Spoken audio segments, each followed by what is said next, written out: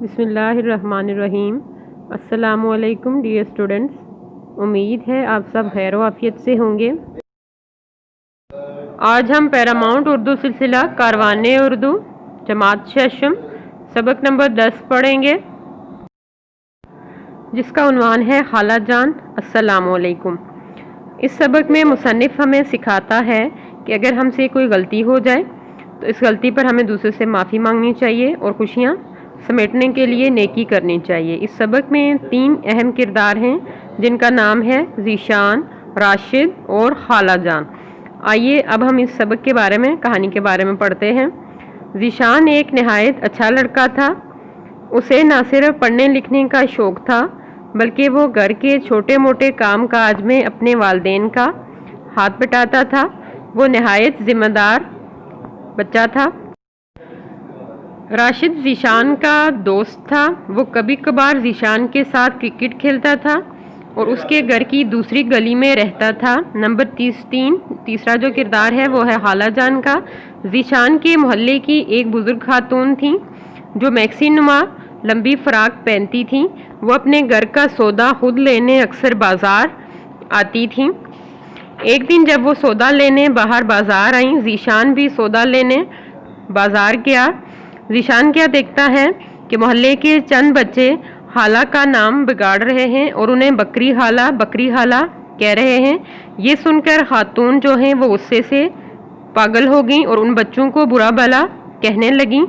جتنا ہی وہ بچے اس خالہ کو چڑھاتے وہ اتنا ہی چڑھتی اور ان کے پیچھے پتھر لے کر بھاگنا شروع ہو گئیں اور انہیں بد دعائیں اور گالیاں دینا شروع کر دیا۔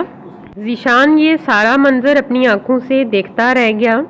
جب وہ واپس گھر آیا تو دوبارہ گلی میں کھیلنے گیا تو اسے اپنا دوست راشد ملا۔ اس نے راشد سے پوچھا کہ گلی کے بچے اس طرح خالہ کو ان کو چڑھا رہے تھے۔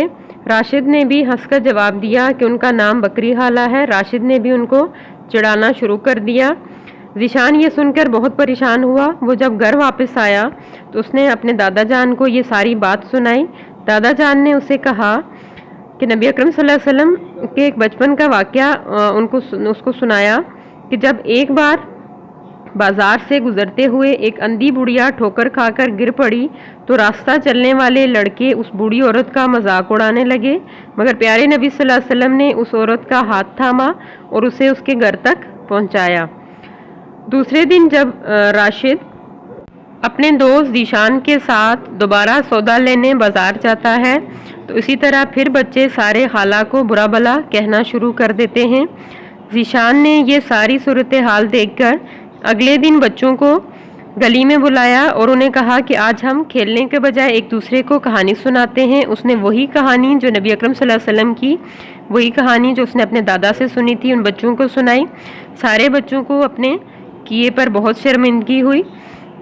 اگلے دن جب ذیشان دوبارہ دکان پر گیا تو اس نے خالہ جان کو دیکھا اور انہیں کہا خالہ جان السلام علیکم۔ وہ خاتون حیران رہ گئیں کہ ایسا بھی کوئی بچہ ہے جو مجھے اس طرح سلام کر رہا ہے، جبکہ باقی بچے جو ہیں وہ مجھے میرا نام چڑھاتے ہیں۔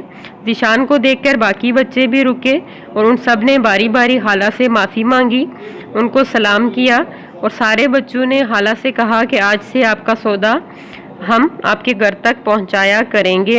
ذیشان کی یہ چھوٹی سی نیکی جو ہے ہر طرف خوشیاں ہی خوشیاں بکھیر گئی۔